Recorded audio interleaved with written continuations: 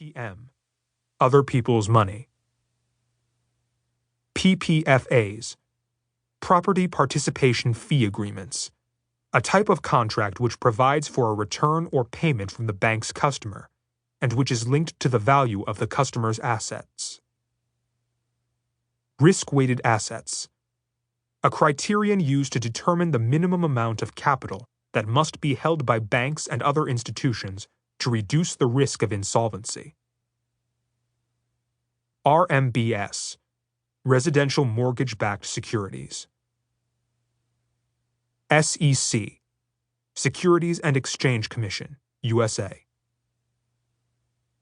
TBTF, too big to fail. Introduction. Everyone wants to be like Goldman. In June 2016, in the wake of the fallen Gaddafi regime, the Libyan authorities sued Goldman Sachs for 9 trades the bank advised on and then executed for the Libyan Sovereign Wealth Fund between January and April 2008. The new Libyan government claimed that Goldman Sachs gained more than $200 million in profits from the trade, whereas the Libyans lost almost all their investment.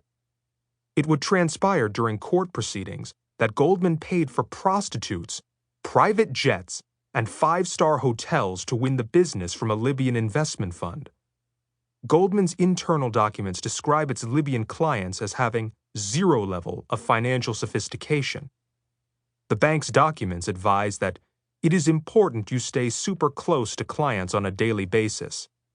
One Goldman Sachs employee describes how he delivered a pitch on structured leveraged loans to someone who lives in the middle of the desert with his camels.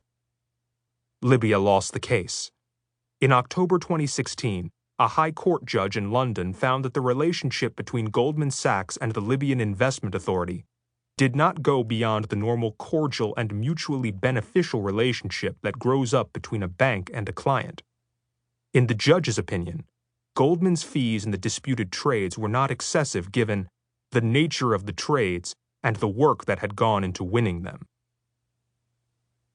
In finance, everyone wants to be like Goldman. Having started in 1869 as a small brokerage firm, the company changed its name to Goldman Sachs in 1882. By the early 20th century, the firm had grown to become one of the greatest of American institutions, associated perhaps more than any other company with American power and financial prowess. Goldman continually tops the list of dream jobs for graduates. Goldman's alumni are among the highest-profile policymakers around the world. Throughout its history, the company has shown an extraordinary ability to adapt and to anticipate change. What makes Goldman Sachs so special? Asks Lisa Endlich in her best-selling book, Goldman Sachs, The Culture of Success. Endlich's answer reads like many of the hagiographies produced along the years. Goldman's success has to do with its unique culture, the culture of hard work. You must be able to give away many other things in your life if you are willing to succeed at GS. It's more like a lifestyle and a whole life career than just a job.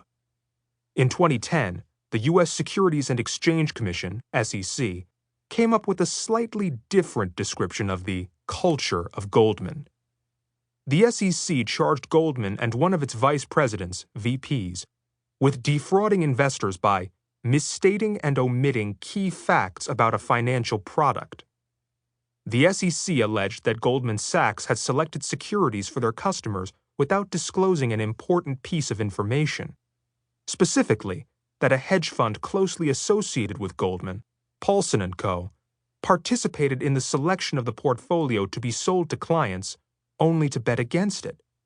In other words, Goldman sold its customers securities it believed were going to fail. In the process, Goldman gained twice, while its customers lost twice. Goldman Sachs charged commission on brokerage and an advice fee, whereas the customers ended up paying not only the fees, but also the losses on a bet Goldman advised them to take.